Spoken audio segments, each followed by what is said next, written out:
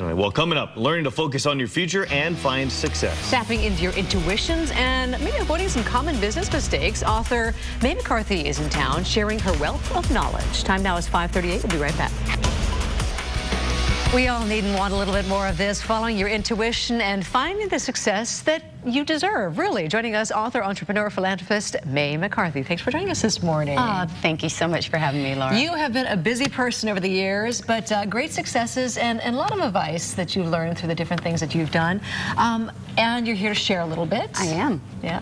So let's talk a little bit about some of the things that really stand out to you.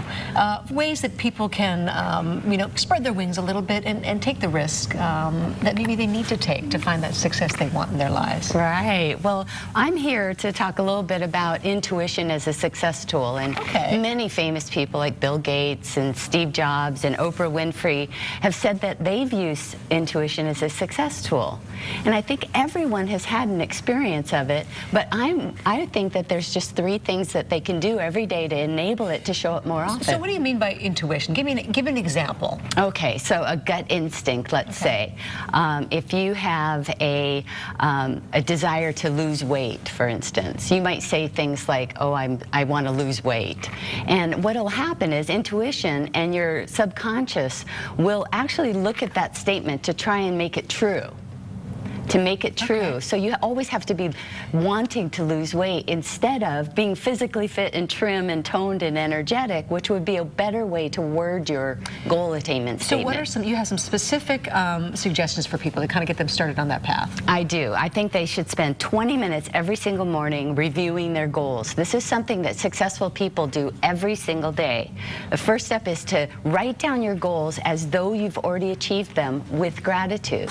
So instead of saying, I want to lose weight. Visualize. Yes. Down on paper. Okay. And then the second step is to read it out loud with emotion.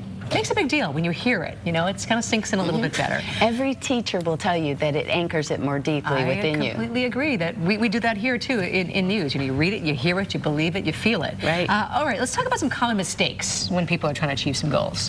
What they do is they talk more about what they don't want instead of what they do want. True. So if you start saying things like, I hope I'm not going to be late to my business appointment, guess what's going to happen? You're going to be late. The same thing kind of sets in a reverse kind of a way. Your subconscious and your intuition will work together to show you possibilities to achieve your goals. So it stands to reason that you should have your goals worded in the right way.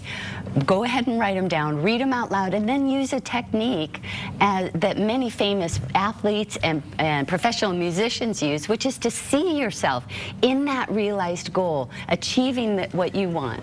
Makes sense. Yeah. All right, so just a little bit of a teaser, a little bit of a couple of tips there from you. You're here to speak, heading off to the Big Island for some stuff on the 15th. Is that right? Actually, I'm going to be in Kaneohe. Kaneohe first. Yes, on Sunday the 15th. Okay, Sunday the 15th.